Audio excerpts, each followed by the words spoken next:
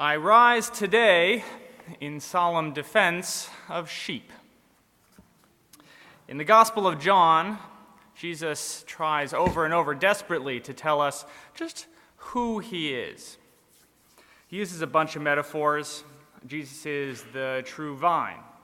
Jesus is the bread of life, the way, the light of the world, and of course, in John 10, Jesus is the true shepherd.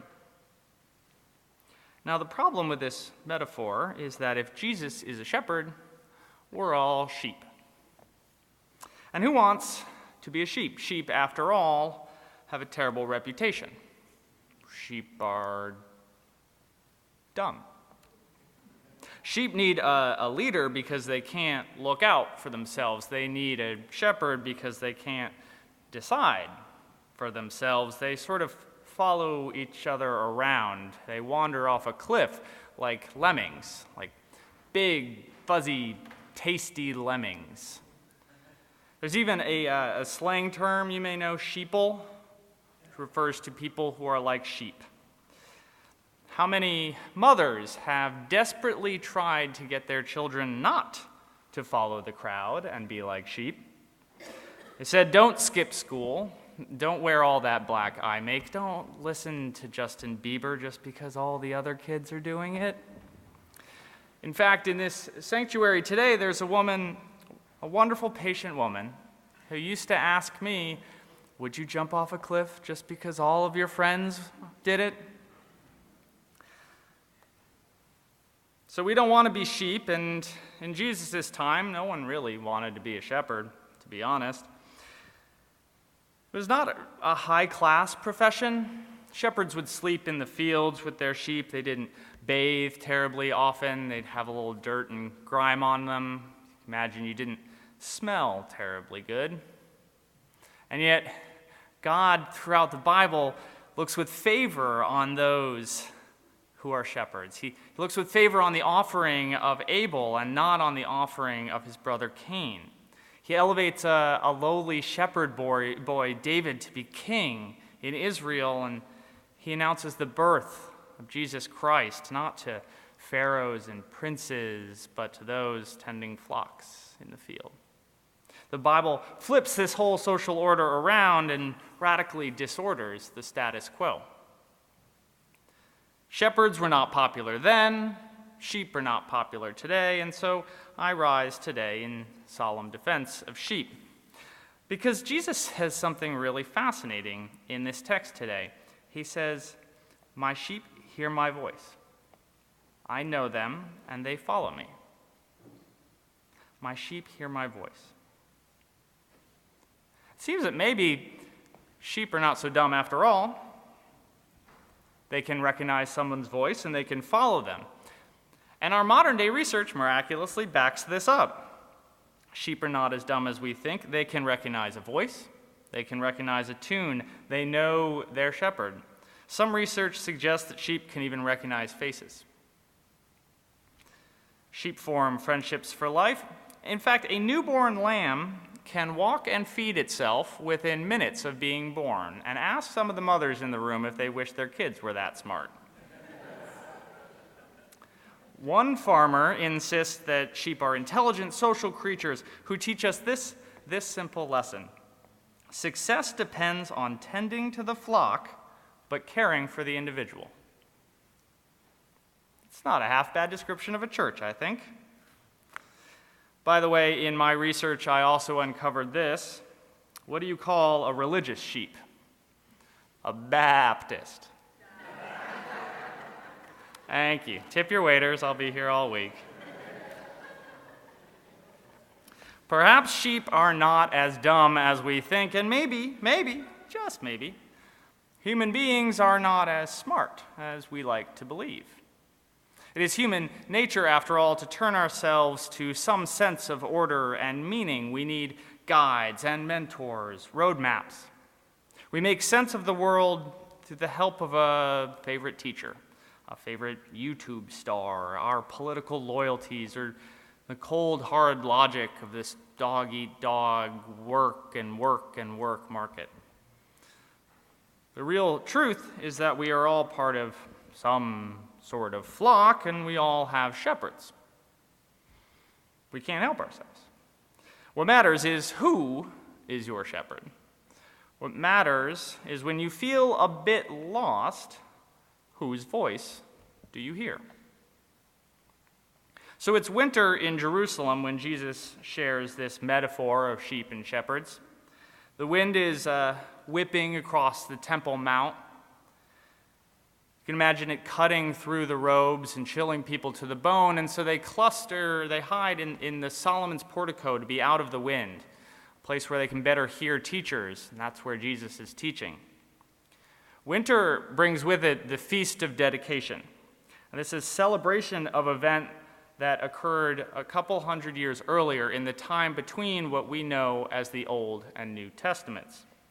At the time, Antiochus III of Syria ruled the entire region. He was trying to secure complete control by stamping out the patterns of Jewish life. And many emperors had tried and failed to do this before, and many emperors have tried and failed since.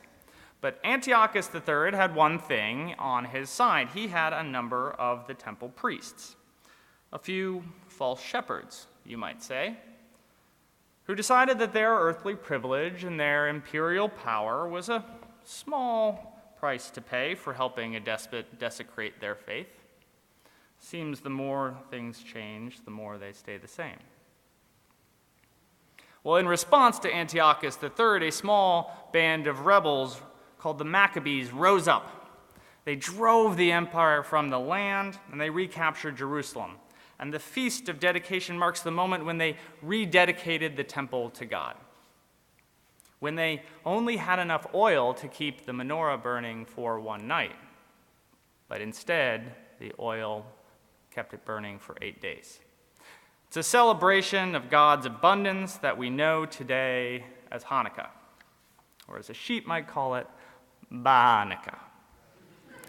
I'm so sorry, I'm done. That's the last one, I promise.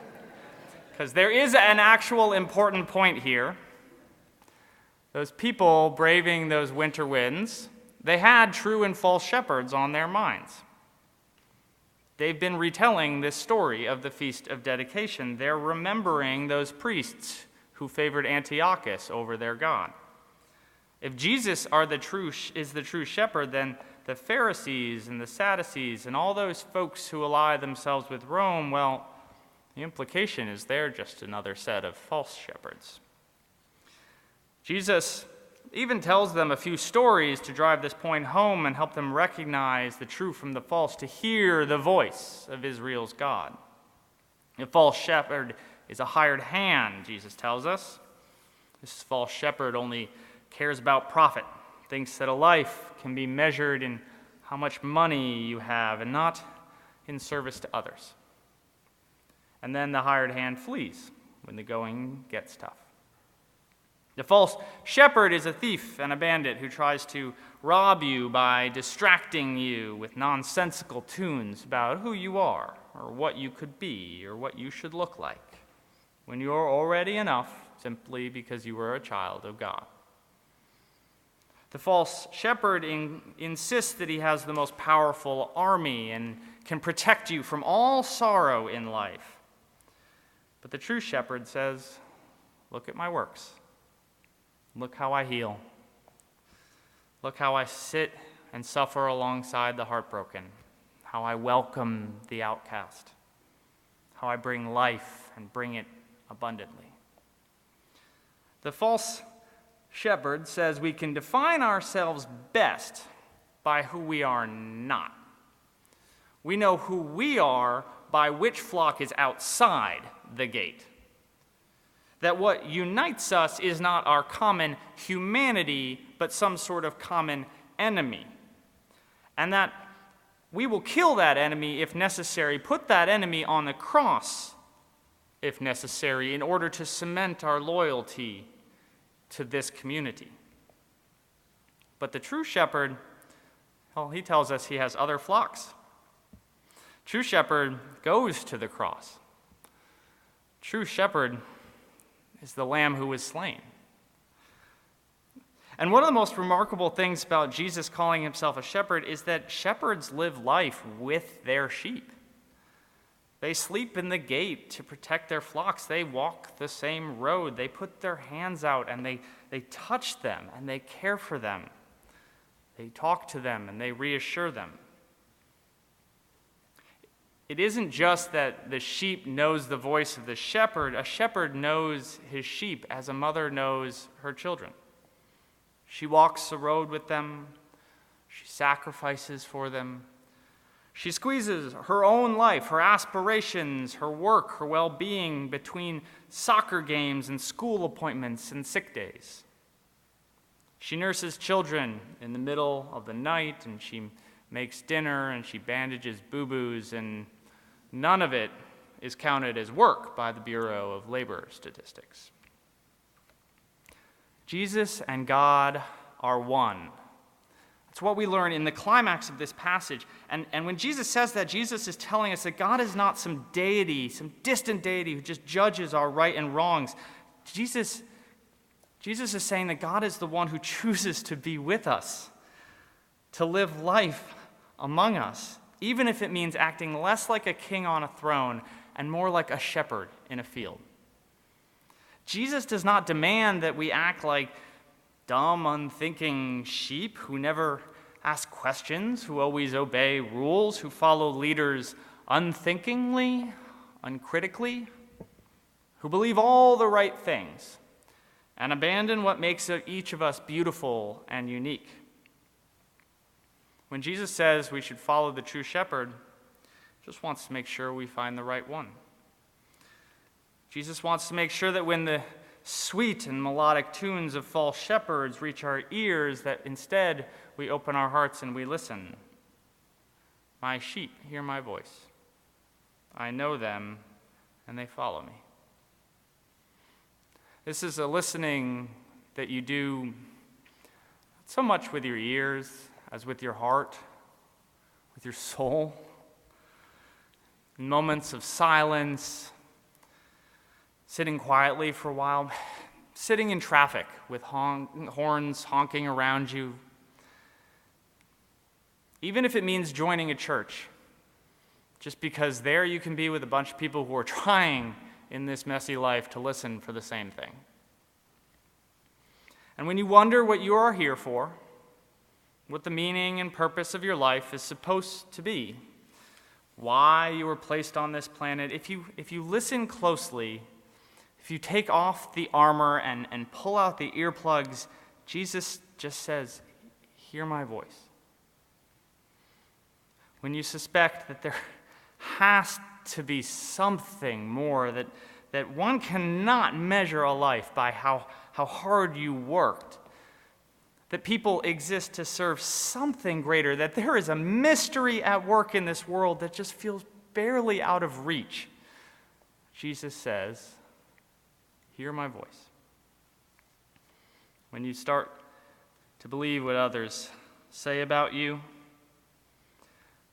that your work, your worth is dependent upon a boss or a boyfriend, that no one really cares and that no one would sacrifice to protect you, the true shepherd says, hear my voice. And someone tells you that you can't think for yourself and go to church regularly, or when you hear a Christian on TV teaching you to hate people who aren't in your flock, when someone says that unless you believe what they believe about Jesus, then you will be burning in eternal hellfire, hear my voice, says the one who loves you. To the mothers who sacrifice for their kids, to the moms with strained relationships with their kids, to the kids who lost moms, to the women trying to be moms, to the women who don't want to be moms and know that that's okay too, Jesus says, hear my voice. When the empire whispers that maybe your comfort is worth someone else's life. When today Mothers and children will celebrate Mother's Day on a phone looking at each other through glass. When moms are wondering where the babies are that they brought with them to the border. Hear my voice. When our children have the courage to run into a bullet to protect their friends, and our nation doesn't have the courage to stand up to a gun lobby to protect our children,